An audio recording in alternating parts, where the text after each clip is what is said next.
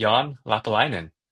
Jan builds simulations of neural circuits with machine learning tools to understand the principles of how circuit structure leads to neural computation in intelligent systems.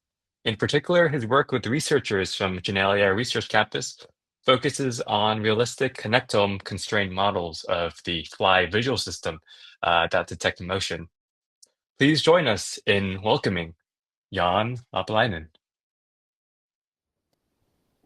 Hi, thanks everyone. Thanks for introducing me. Great. So I'm a PhD student at the University of Tubingen, and I'm talking about the work that I did together with Srini Turaga and Jakob Macke and a bunch of other colleagues from Janne Research Campus. And yeah, I think Philip already really nicely set the stage.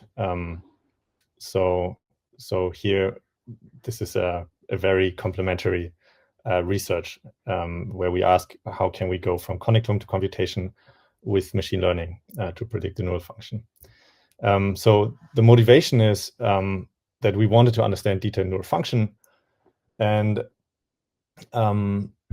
detailed neural function is largely determined by how neurons connect with each other, basically the wiring diagram, right?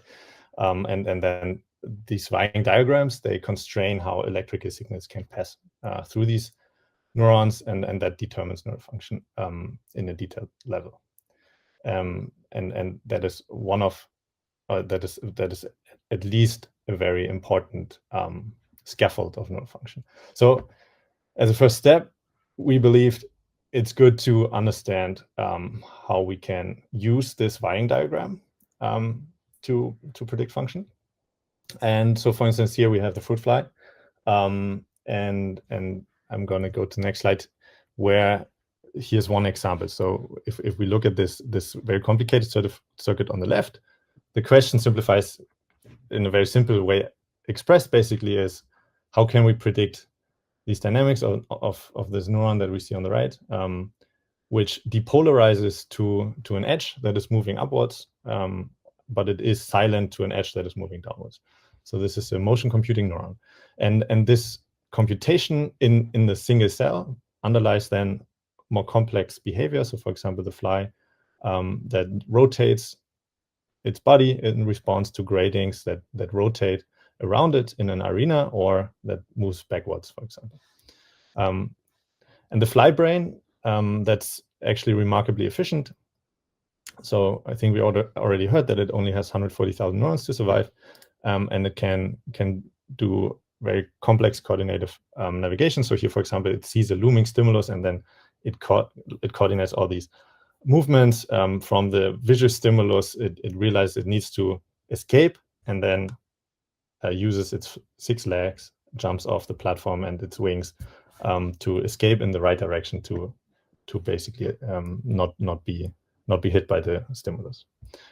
Here we have another little movie that shows 2 male flies that fight over a food source, and this is also a nice example that there's just a lot of tools available for studying flies. So this is why it's such a nice modeling organism, because we have, for example, the genetic tools to manipulate these flies to behave in a more aggressive manner, and which is actually the case here.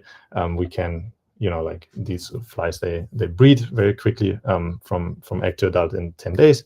And we have now the connectome, we have functional measurements of neurons and so on. So this motivates really using the fly as the platform to understand how we can use brain connectome to build a functional brain model. And we have a lot of connectome today, actually. So the earlier slide, the introductory slides, showed the central brain, the optic lobes. This is now the ventral nerve cord of the fly. So you see here what Philip mentioned, that it's cut. So basically the head is cut off before putting this under the microscope. But this is the first complete measurement of the nervous system of a fruit fly. And then we have C. elegans, even across developmental stages, zebrafish connectome, and then mouse connectome, and also human connectome to some degree. So the main question or challenge that we kind of wanted to address with our study was how can we get from connectome to computation. And so for us, the computation largely starts at the single neuron, and that is something we can model, right? Like we can, for example, use Hodgkin-Huxley equations to model the voltage of a neuron, and that neuron has some biophysical properties like capacitances and conductances and so on. But then we don't actually know these parameters, right? So how to measure the conductance of every single neuron, or the capacitances, and this is a challenge. We have now a large circuit, so there are a lot of parameters potentially, right? And so there's one way to maybe do it, which is something more abstract, inference, right? So basically, if we measure some data, maybe we can infer something about something else. And then there's another theoretical challenge about what we can do with a fixed network structure. And the first one is that we know that different parameters can actually produce similar functions. So that means, for example, if we put different parameters in this equation and then simulate it, then we can sometimes get the exact same electrical signal, basically, as we would get for another set of parameters. And this is also true for connected neurons, right? And then we also know that the same network with different parameters can actually approximate different functions. So it's really unclear theoretically if we can find parameters that constrain computation with connectomes. So to what degree is the connectome a good measurement for predicting something about neural computation? And this is where our research at the Fly Vision System Opportunity, I call it now, came in. So here we really had the connectome available, so of the Food Fly Vision System. And this system has a very clear behavioral task, which is motion detection. And there are other tasks, but this is really the main task of the vision system. And there were also a lot of neural activity measurements available. So this allowed us to use this connectome and build a model that has a one-to-one mapping. And then with that model, use inference methods, basically. In this case, we use deep learning to train the parameters of the neurons. So to compute the task that we know the system has. And then we can give the system the same input that we would give a fruit fly, or that experimentalists have given a fruit fly and then reported those neural activity measurements. And then we can compare what our model predicts versus what has been observed in the fly. So yeah, we really try to bridge this question if we can use the connectome to predict the computation at the neuron level for a specified task, neural computation on a higher level. And here we also, I really liked Philip's slide, like the things that we don't have, that they are the same, right? Like we don't have modulators, glia cells, gap junctions, and such things. All right, so I'm going to talk about the Fly Vision System a little to introduce this. So we have these compound eyes. They have photoreceptors in each of these ommatidia. They are organized in a hexagon gonal fashion, and there are 8 photoreceptors, and they are called in with these type names. So typically one has like a couple of letters and then a couple of numbers, and that describes the cell type. And then there are several instances of these specific cell types, and they differ in morphology, connectivity. So there have been various ways to cell typing. So most of this here, this is from an old paper, actually from a Golgi staining. This cell typing is based on really careful manual analysis. Nowadays, one would typically cluster the connectivity of these cells. And so here, this is the input layer. So that's the retina, right? So the height, the light that hits the receptors, and that those receptors, they transduct the light into electrical signals, and pass them down through a cascade of neurons that perform computation on it. So we have different neural pools that are these meshes of axons and dendrites where we have synaptic connections, and they're in total they're in total 5 actually. So there are 4 visible here. There's a 5th one, which is for circadian rhythm and only unrelated to motion detection. But so the first stage is basically a stage that that does sign inversion and contrast and brightness extraction, and then it's passing down the signal to the second stage, and then here we have already inputs to motion detecting cells, which are the T4 and T5 cells. So there's T4 cell types that predict motion of edges that are bright light increment edges, and then there are T5 cell types that predict motion or detect motion to light decrement edges, and then there are so of course this doesn't illustrate all the cell types available. This is a subset, but maybe one can see it here indicated already that there are also large cell types that really that have large dendrites that integrate a lot of electrical signals from all these local neurons and send back an aggregate signal to the central brain for making decisions about navigation.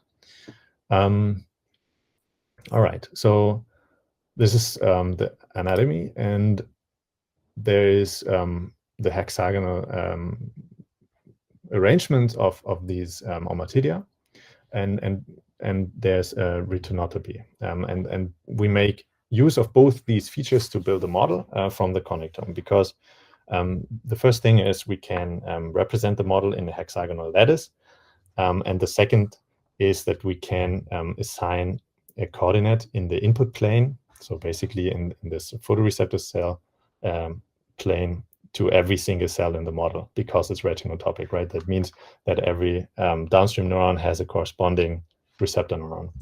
And this is what we call our hexagonal lattice model. So so each individual hexagonal lattice here is one cell, represents a cell type, and then each individual hexagon inside the lattice represents a cell. And in total, we end up with 45,699 cells, 1.5 million connections, and they are both feed-forward and recurrent connections. So in fact, like, we have a really big connectivity matrix that is informed by the connectome measurement.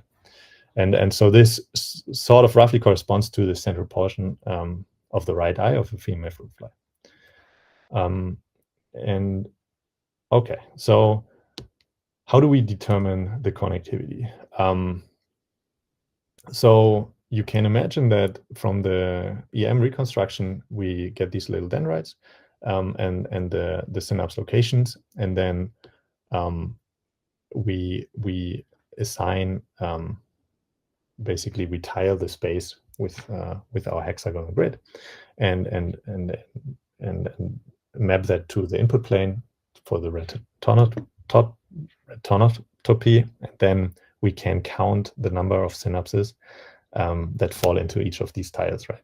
So for example, this is the input to a T4D cell. T4D is one of the motion detecting cells, and MI9 is one of its measure inhibitory inputs, and the input is distributed a little bit offset to the motion detector, right? So we find on average, if we average it laterally across the connectome measurement, then we have an average synapse count in these tiles, right? And on average, we find more synapses above the T4D cell than beneath it, right?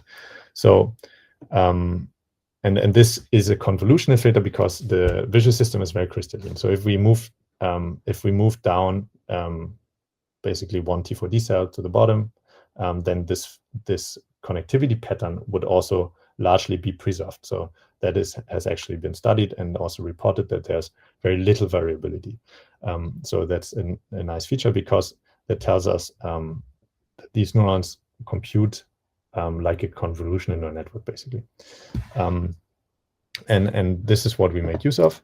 And so in our study, we identified actually from a lot of data that preceded the Flywire connectome and the recent Janne fruit fly visual system connectome. We compiled this from local reconstructions, and with we I mean Fabian Schopp, so who also has this pilot paper on this.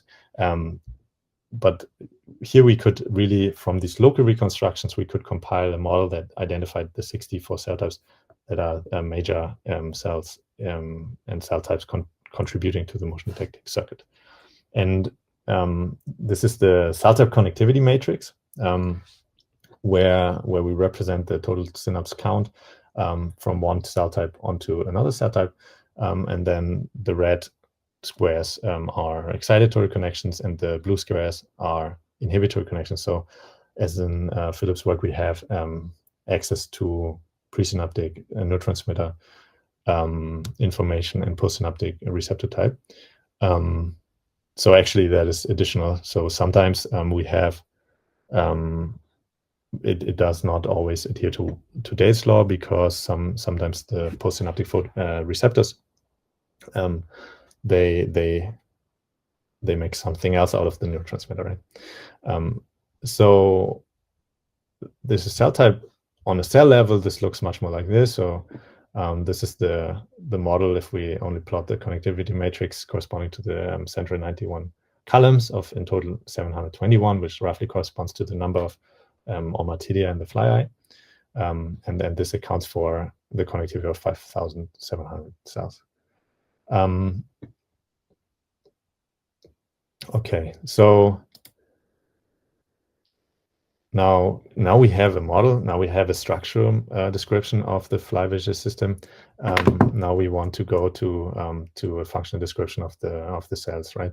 And this actually starts from the synapse counts that we found in the dendrites, and used to arrange this model, right? So we can, because of our cause tiling, we can make an assumption that basically in these coordinates that corresponds to the synapse count between a presynaptic cell type Tj and a postsynaptic cell type Ti.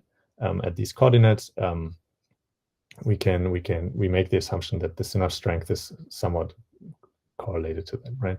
And we have the sign, so that's just -1 or +1 between those two cell types.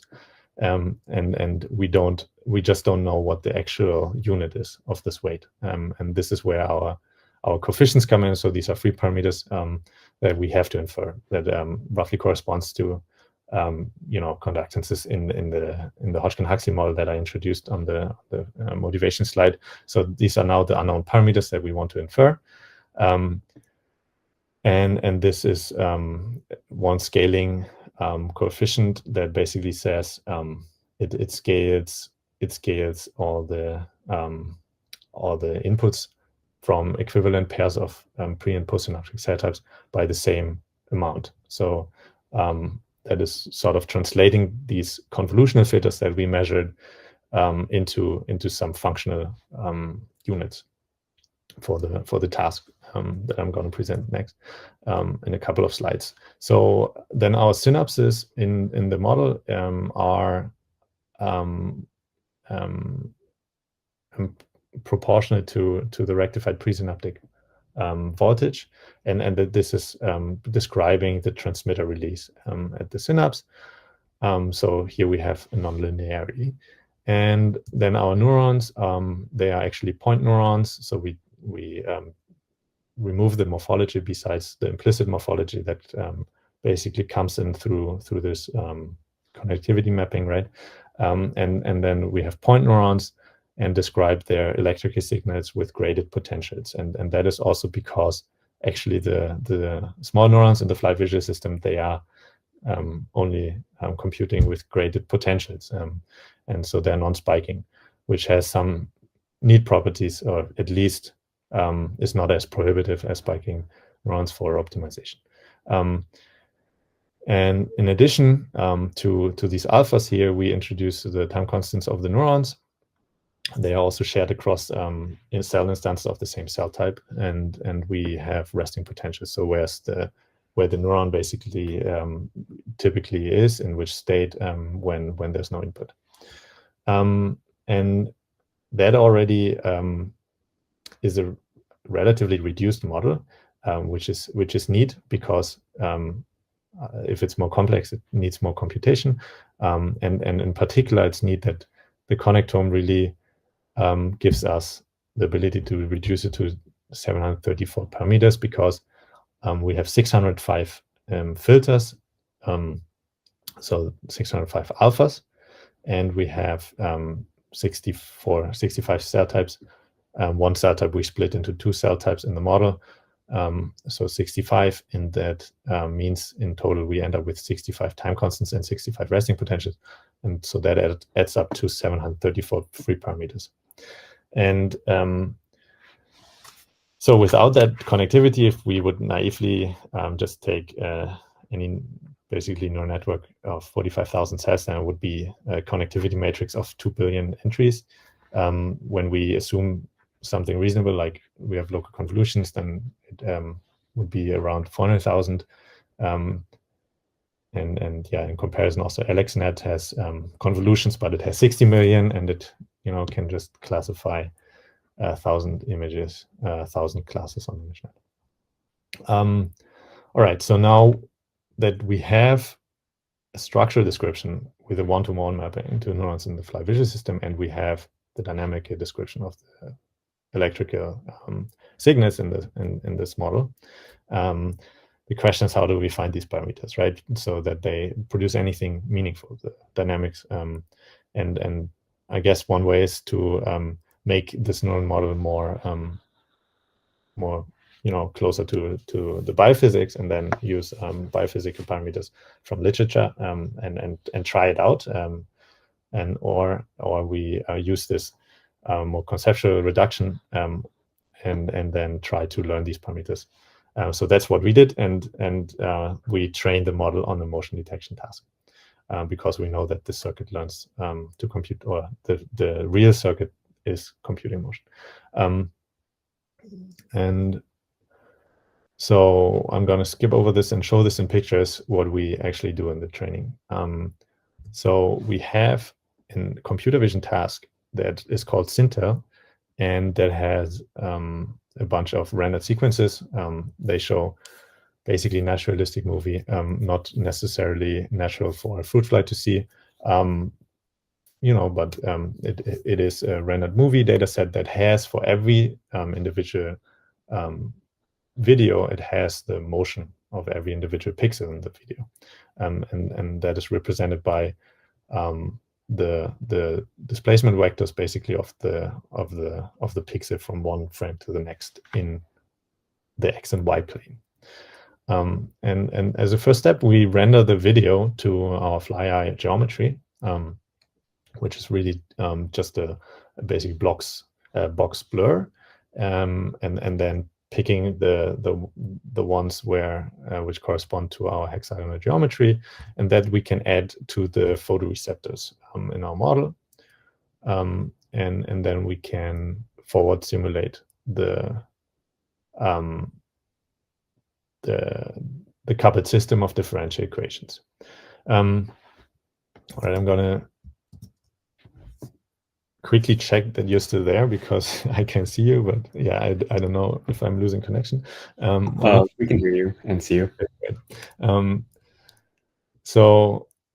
So that means now we have basically activation in these photoreceptors, and that activation is passed down through the connection matrix to the next cells. So there are synapses that go all the way, or that go here, but there are maybe also synapses that go all the way a little further, and like through this through forward simulating it, the input is really driving the activity also out to the end of the circuit, and produces some dynamic neural activity.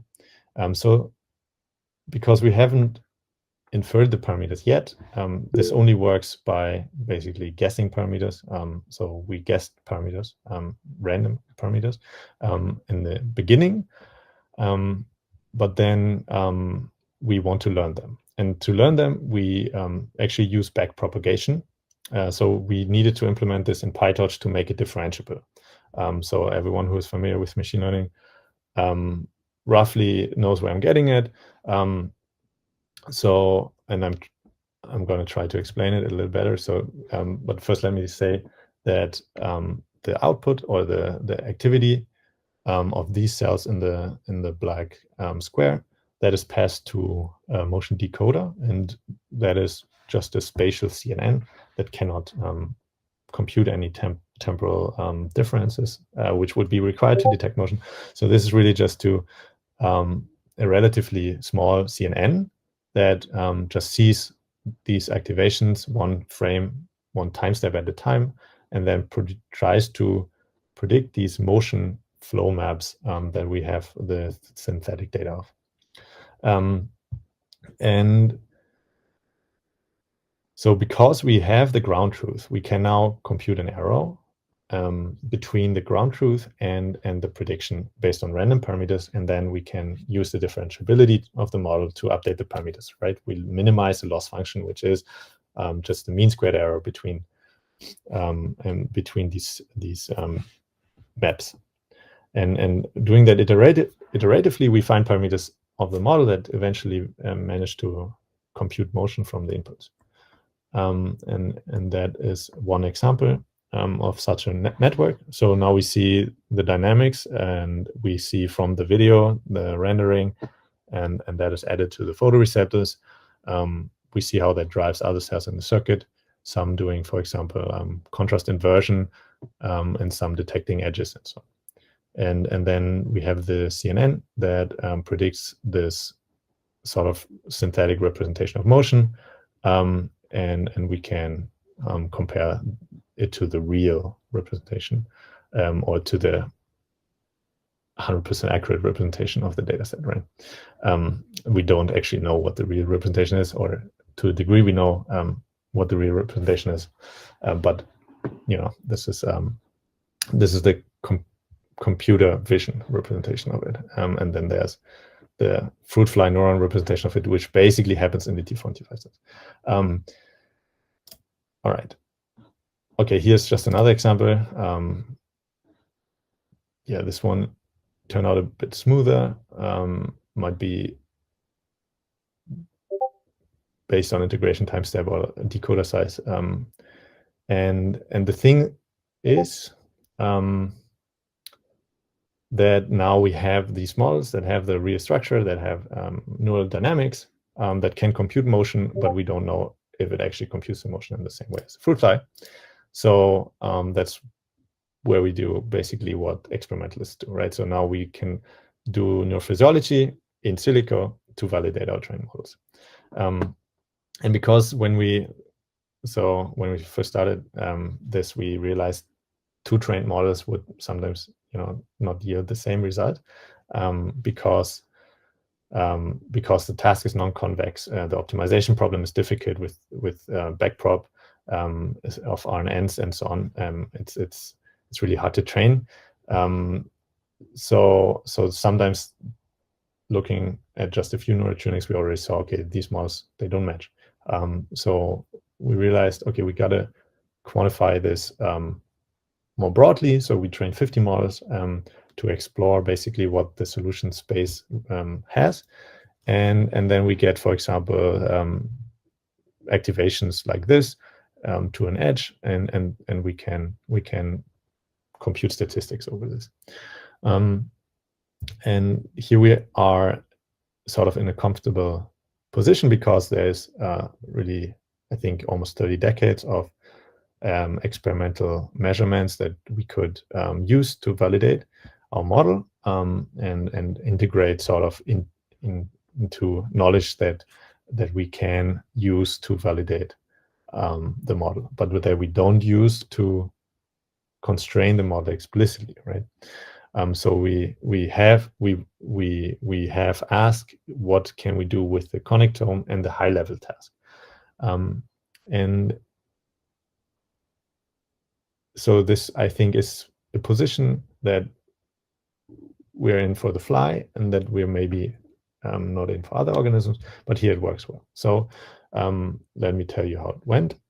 So segregation into on and off pathways. We know from the visual system of the fly, but also from other organisms, that it separates sort of equivalent computations of orientation and motion into on and off pathways. So it can see in various light and contrast and brightness conditions. It can detect the edges of objects and so on.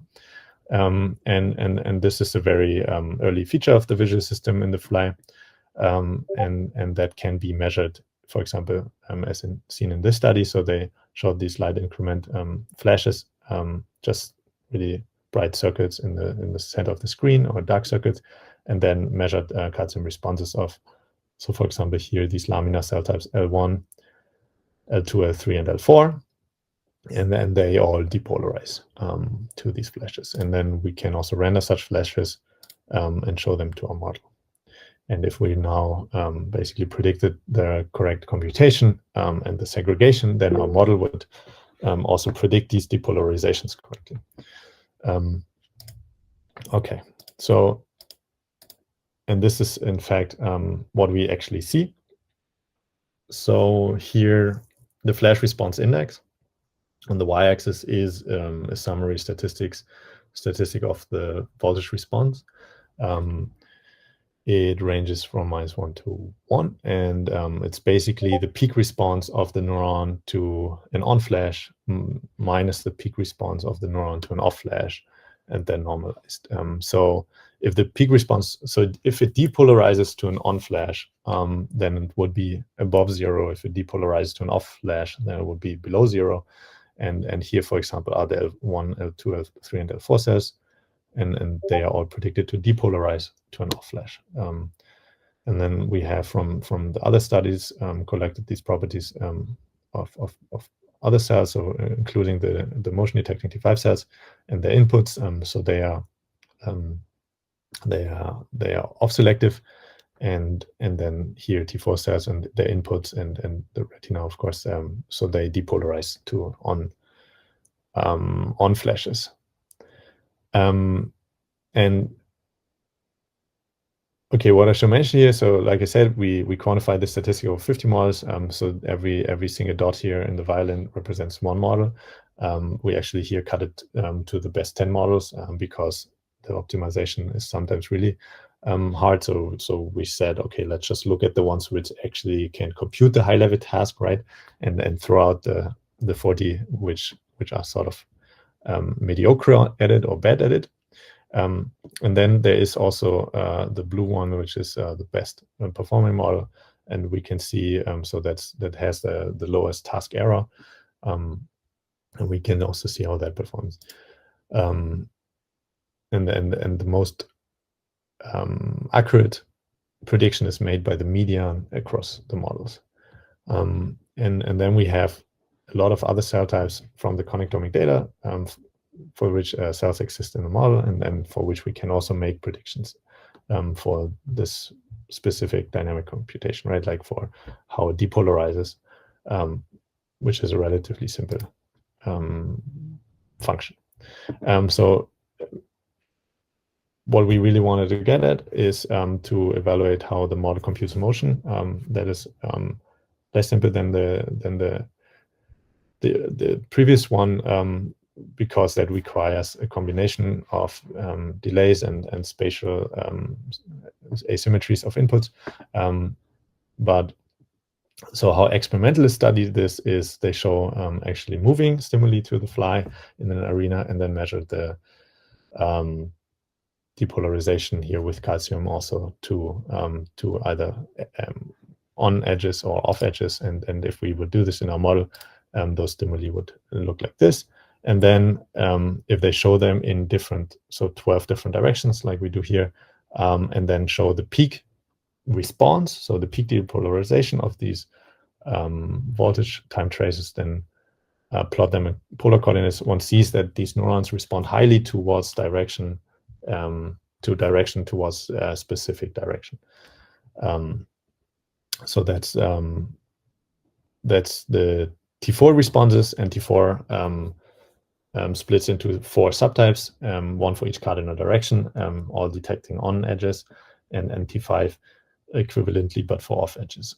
So if our model, after the optimization, can compute the motion like the fly can, then we would basically get out those tuning curves. Okay, so we showed these stimuli to the model and computed these tuning curves in the T4 and T5 cells, and we find that actually they computed in precisely the same way as experimentalists found in the fly. With the connectome model now, we can even analyze the mechanisms more deeply. So here we see one voltage trace of a T4C cell, which is response tuning to up motion. So that's the depolarization you see here, but it's not responding to edges moving downwards. And then for this same response, we can look at the input currents and then analyze how this mechanism works. So for example, here we see that there's some delayed inhibition.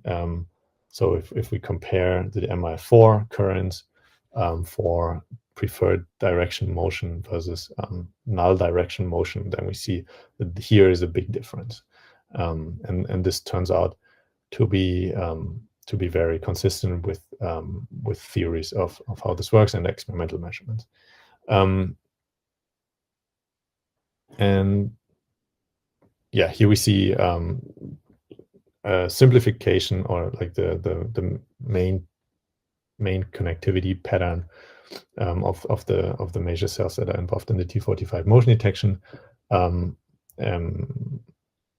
to sort of characterize this a bit.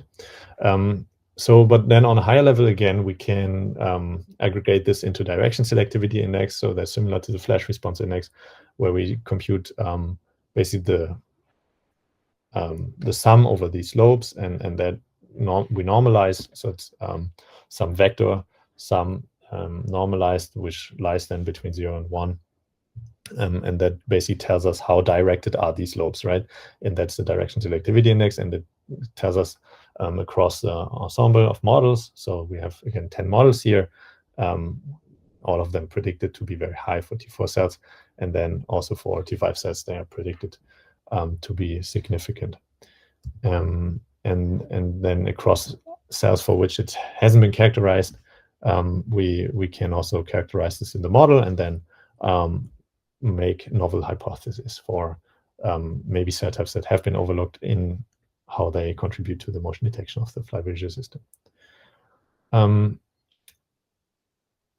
Okay, so now we did find, though, a lot of variability that you can, for example, see in these summaries.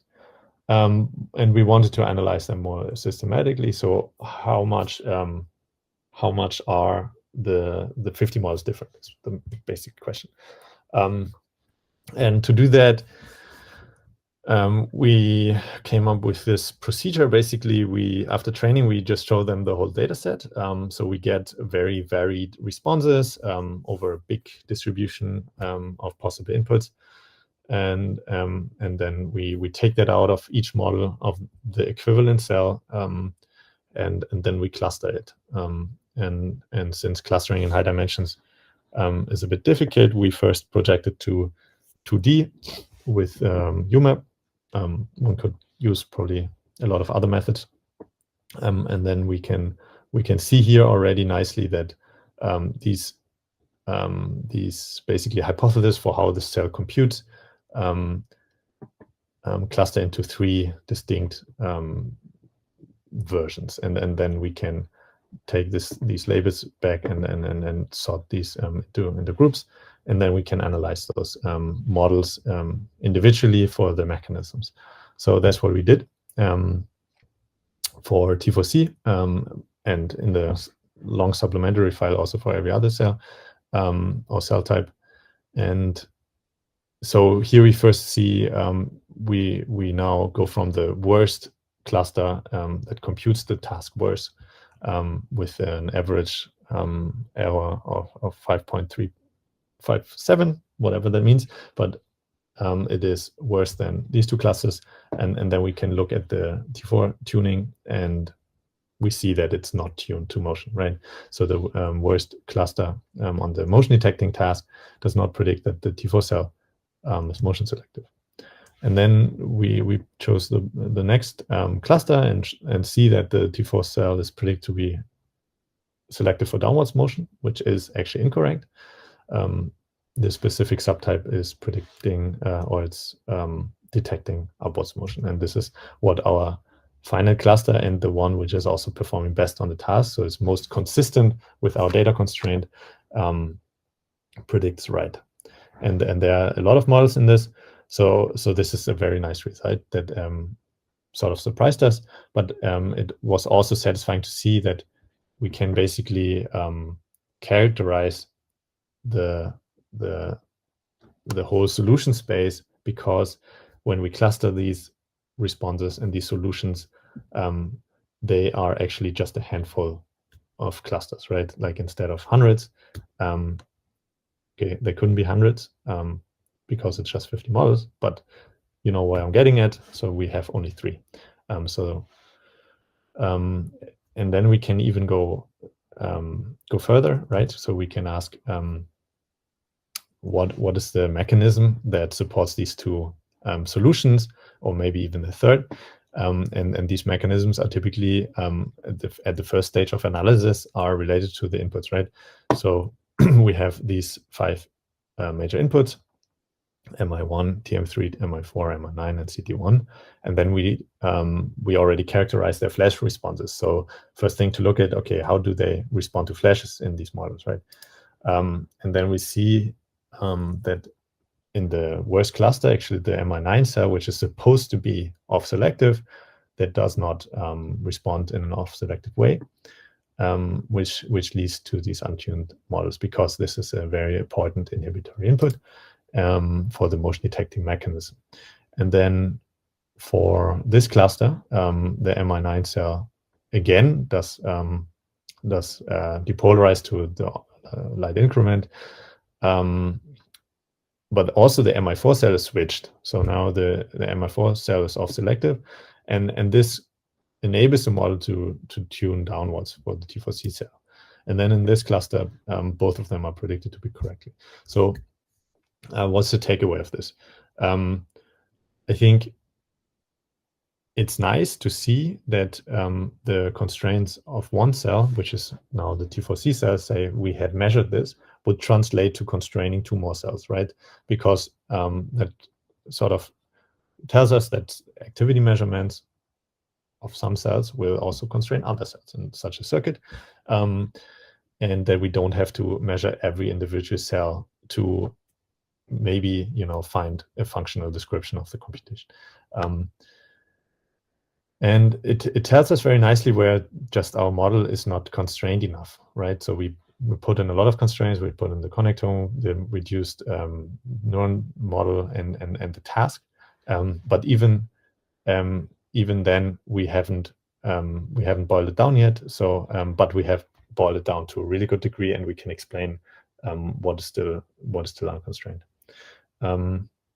So now we can basically apply the same analysis to one of the neurons that we also predicted to be not motion selective in terms of the flash response index. So now I'm just going to put that all on one slide. I think I'm also slowly running out of time. So which is the TMY3 cell. And so our model says, okay, it's very likely to be somewhat downwards tuning or left tuning, and with some uncertainty, right? But this is some prediction we made, and I found personally particularly satisfying, right? This is sort of the goal to make such a discovery, and now it's up to experimentalists to characterize this and figure out if it's as simple or if the picture is actually maybe a little more complicated than this. All right, so quickly, to some degree, we ask what's needed for the approach to work. And with what's needed, I mean specifically from the constraints that we used. So we had constraints of the connectome and of the task, and we characterized it to some degree. So here we see correlation to some known neural function. So the first violin of each group is this flash response index. Then the second is representing the T4 motion tuning curves, and the third is the T5 motion tuning curves.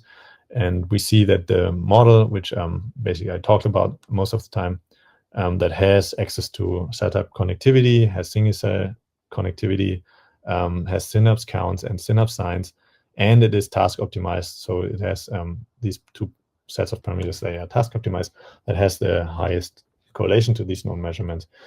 And if we would not use task optimization, we could so maybe randomly sample parameters in some reasonable regime, right, where the neural activity is sort of healthy, but not as expressive, and it cannot compute motion. So if we would train a decoder on these models, for example, it would not be able to compute the motion, but we can still measure, characterize what the neural computation looks like, and then we already get strong agreement with actually known properties. And I think this is sort of consistent with Philip's result, even though we have, not the right units, and then these, randomly sampled parameters always means we at least have to choose the mean and the variance. And so if I was completely naive, I think these would even look worse. But at the same time, it also shows how strong the connectome is as a constraint for these functions. Now, here in these variants, we at least choose always one connectome constraint that we didn't use, that we sort of then task optimize. So for example, here the synapse count, single neural connectivity, and so on. And the picture is pretty consistent that it just doesn't work. So here we have seen these competing hypothesis for how the T4 cells tune, right? And then, for example, if we don't use the knowledge of the synapse counts of the single cell connectivity, then the algorithm always chooses the opposite side, and we get negative correlations. And that is something to bear in mind, that there can be those biases, right? And that we really require those measurements, which we typically have when we have EM. And if we don't use any of those, we cannot predict it. Okay, so we built a computation model of the fly vision system from connectome and trained it, the parameters with deep learning to compute motion. And we evaluated those trained models across 26 studies, demonstrating they accurately predict neural activity at single neuron resolution. And we showed how activity measurements can refine hypotheses from model, where basically one T4C measurement would also constrain the inputs as one example. And then we derived also some novel prediction.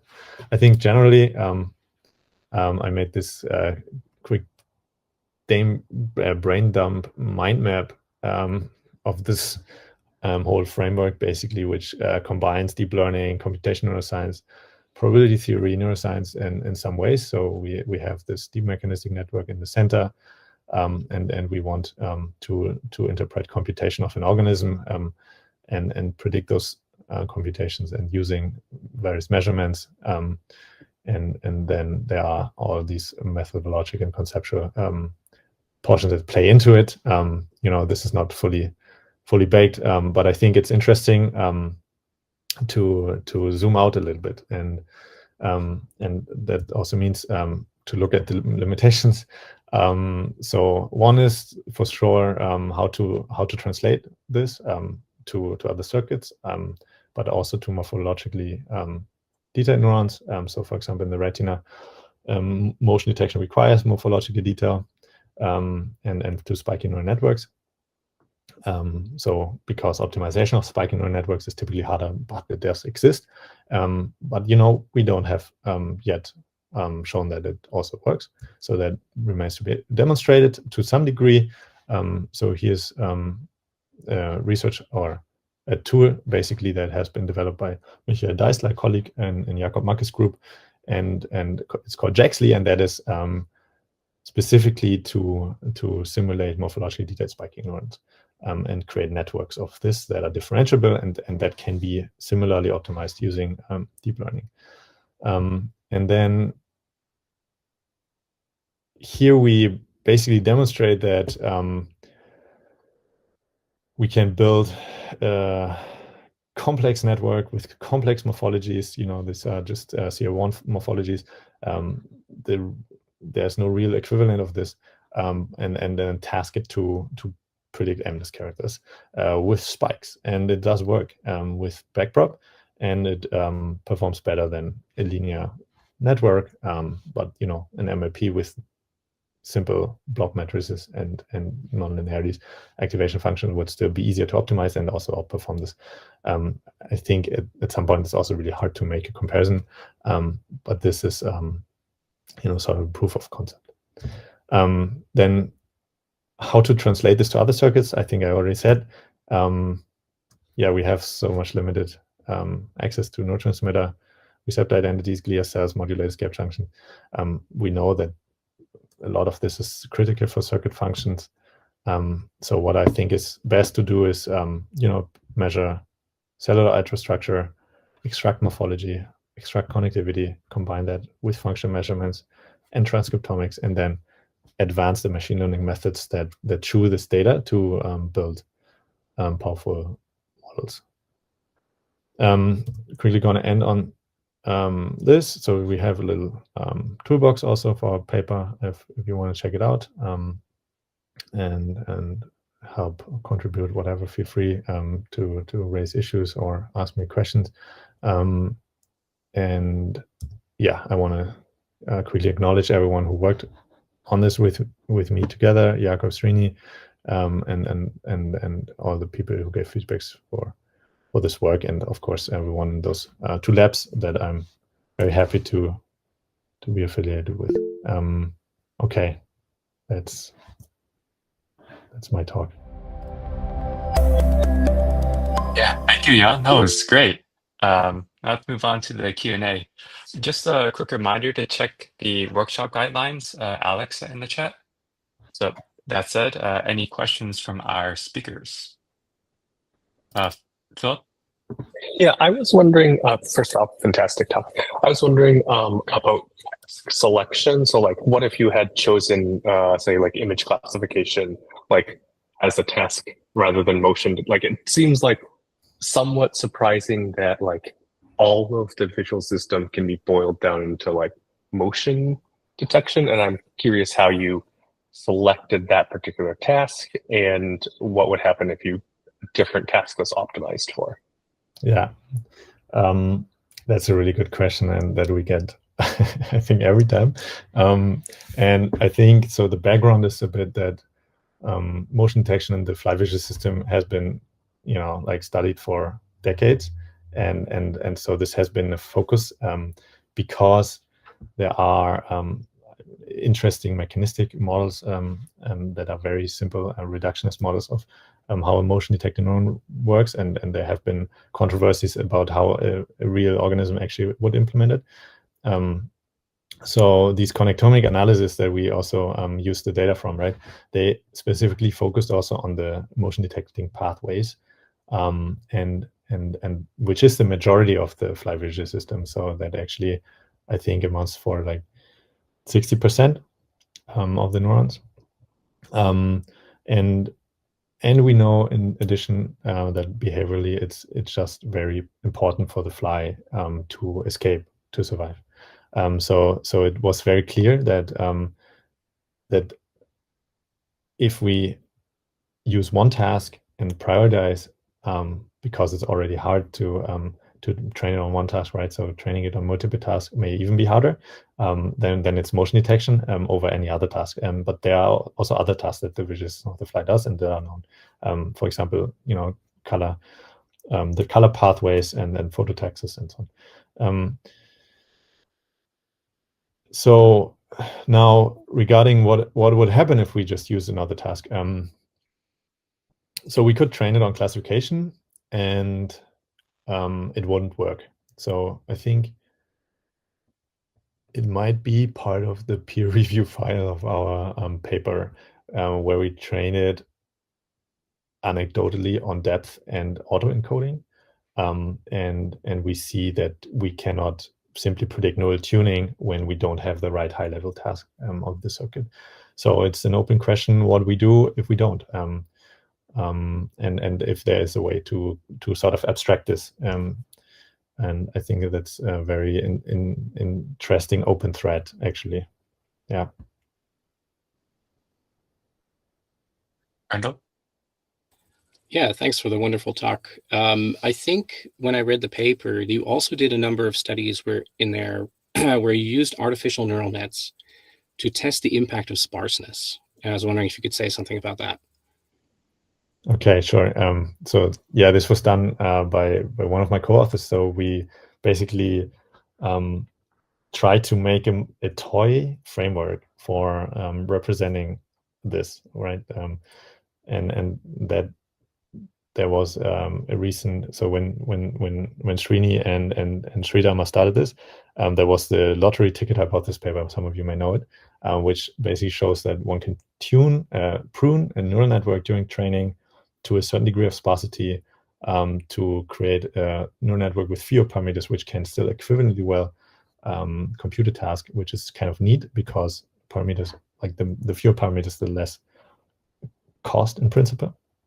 And that enabled us to make an MLP basically student-teacher framework where we prune a teacher to a certain degree of sparsity. So it has just 6 layers, and we prune it to various degrees of sparsity. So 10% of neurons are connected, 20, 50, 80, 100. And then we use that connectivity of the teacher and put it into the student network, which is basically just the same architecture, just now that it has precisely the same connectivity. It has the same signs, and it may or may not have some measurements, some noisy measurements of the exact magnitudes of the weights of the teacher, right? And then we can train this student again on the MNIST task, like we trained the teacher from scratch, right? So it has now connectivity constraint, science constraint, magnitudes measured, and learns the task again, which is really parallel to the fly vision system study that we did, right? And then we can ask how well do these students predict the neural activity of the teachers. And what we found, and I might have this figure here. So yeah, this is the setup. It's very equivalent. We take those connectivity measurements. This is feed forward. So it's slightly simplified, but in large parts it's equivalent. And then we compare those predictions with also correlation. And we find that very sparse networks, for those, first of all, we can predict relatively well the single neuron connectivity, and then the denser the networks get, the more connectivity there is, the harder it gets.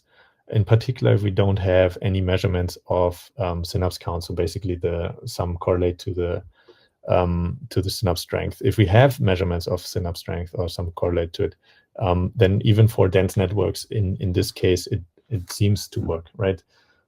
Which is, I think, a very nice theoretical result. Yeah. Do we have any other questions from our speakers? If not, we can move on to the general audience Q&A. And so, Randall? Sorry to jump in again. You can also mix mine in with the general questions, actually. But I think there was a point in the presentation where you pointed to the delay for MI4 between null and predicted. And you mentioned, or it seemed like you mentioned, this was quite important. Could you say something more about that? I wish I have. I'm not sure if I have some of the filters.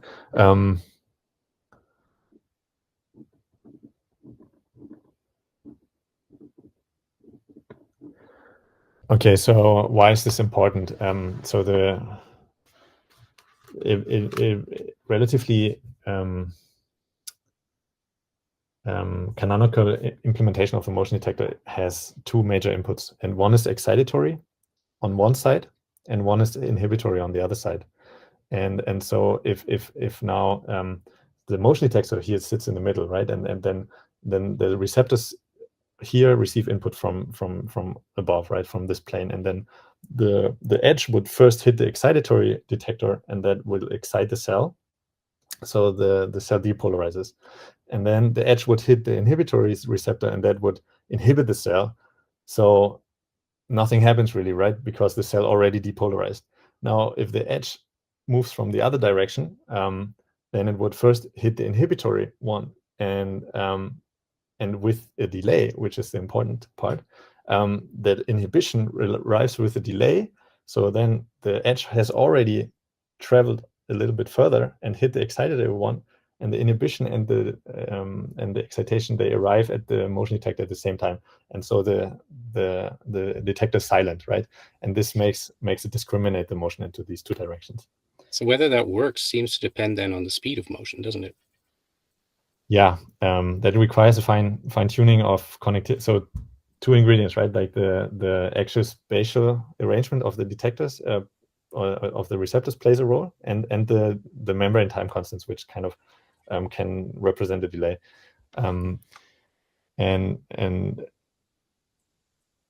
you know, like, I think of it as in the real system, it's there are so many small synapses, right? And these currents and these ions that flow through it, they are very sort of continuous. And so in this way I explain it, it sounds relatively discrete, and it seems to only work for a very specific speed. You know, but I think in the reality, it works for a range of temporal frequencies and spatial frequencies, and then the vision system is to some degree also able to adapt this range. So with neuromodulation or peptides or something, I'm not an expert in this actually, but yeah, there's a lot going on, and yeah.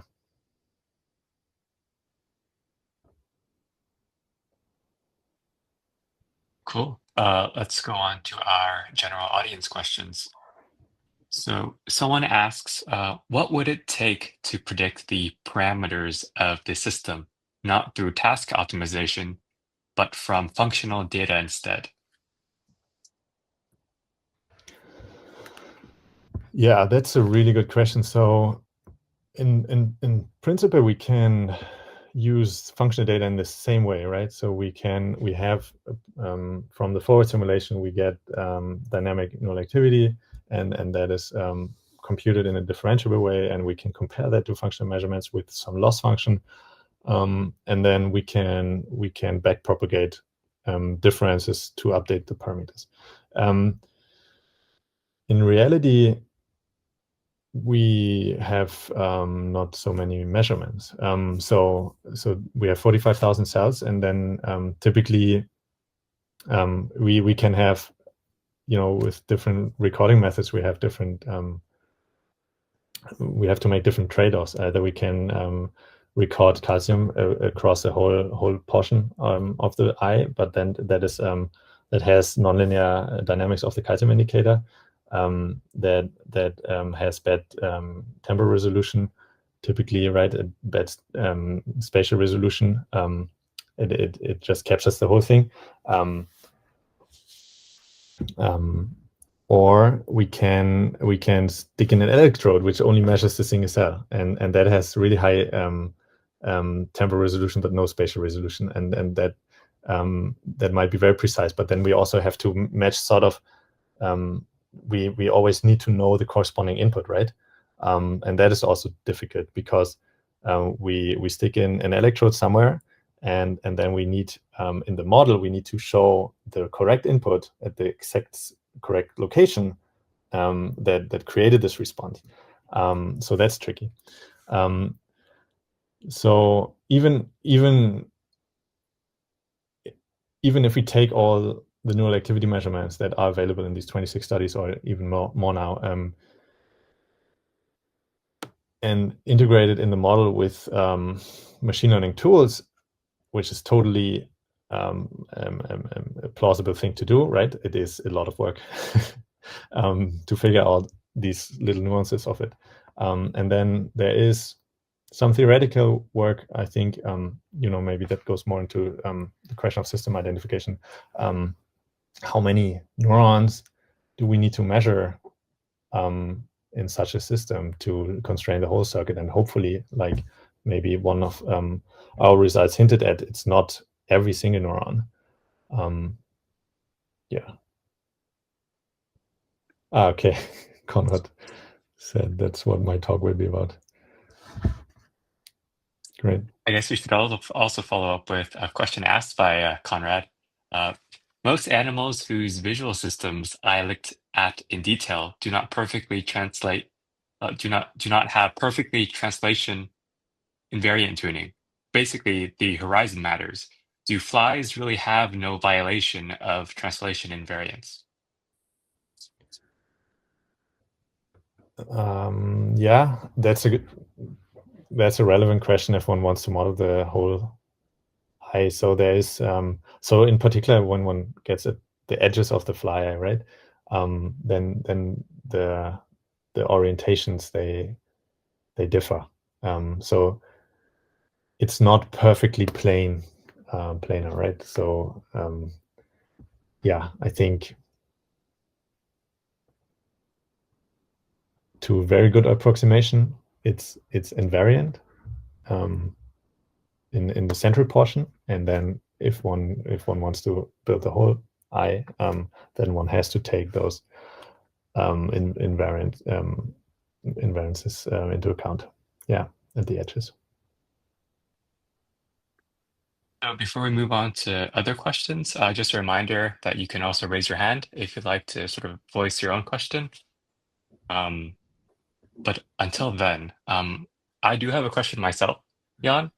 So why did you guys use UMAP as opposed to the other dimensionality reduction methods? Because if the goal is to sort of preserve global and local data, why not use something like PacMap?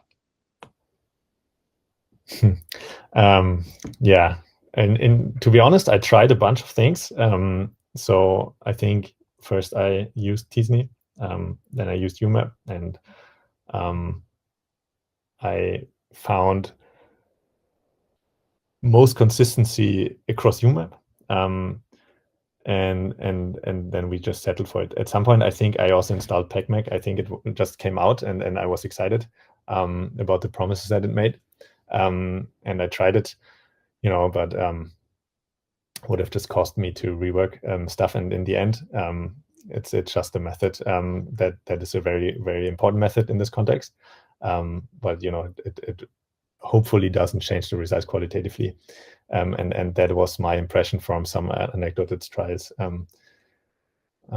Yeah. Yeah, that's understandable. Thank you. Next up, we have a question from Alexander McGlynn. They ask, are there any new measurement technologies coming up to allow the kind of ultrastructure measurements needed to capture the missing data? I'm certainly not the expert in these areas, but I'm excited about expansion microscopy. I think that might go into an answer to this question. And then, yeah, other than that, I cannot think of an answer.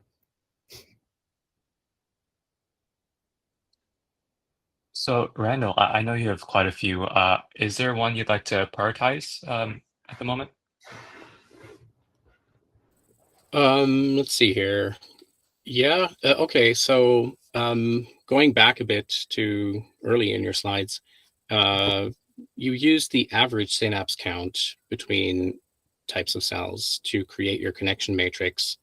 And it's not obvious from that matrix what the variance is, or say the histogram of connectivity. Like, is it really a nice sort of Gaussian sort of curve, and is there a nice average there? And because I'm trying to get an understanding for just how symmetrical, how templated is this fruit fly visual system really? Yeah, I think that's a very important aspect. In general, also when looking to translate this, I think in the visual system we are in the sweet spot, sort of. I think of it as largely hard-coded in terms of its connectivity across individuals, but even across columns. And I think the reason for biology to hard-code, or to make it so crystalline, is because its vision is a parallel computation. So we want to be able to detect motion that happens here in the same way we are able to detect it here. And that is basically what we see, that there's this canonical circuit that is basically repeated across the columns, and it is in every location. It is able to do the same computation, and then there is.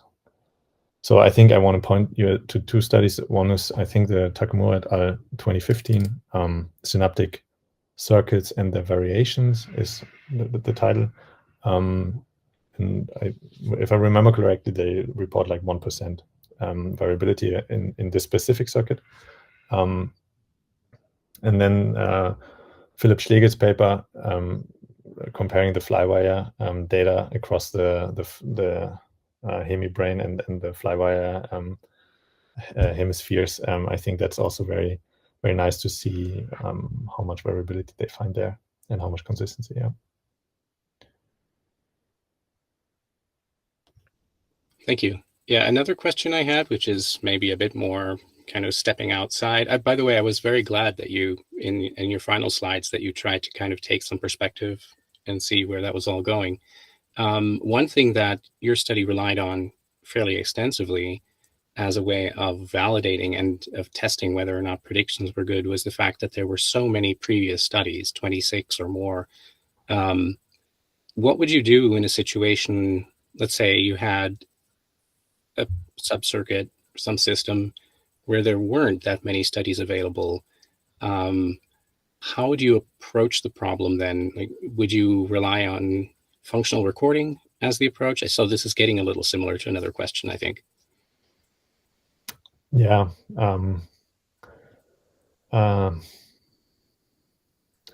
I think to validate a model like this, we need the functional measurement to some degree, and that can be on different scales, right? Like ideally, we are able to integrate it on a low level, but maybe we can also measure behavior of an animal, and even build some sort of abstraction of that into our model. So as a readout or whatever, or maybe even towards these reinforcement learning versions, and then validate it based on this. So I think it's a multi-scale approach that is necessary and makes it a bit patchworky. Yeah.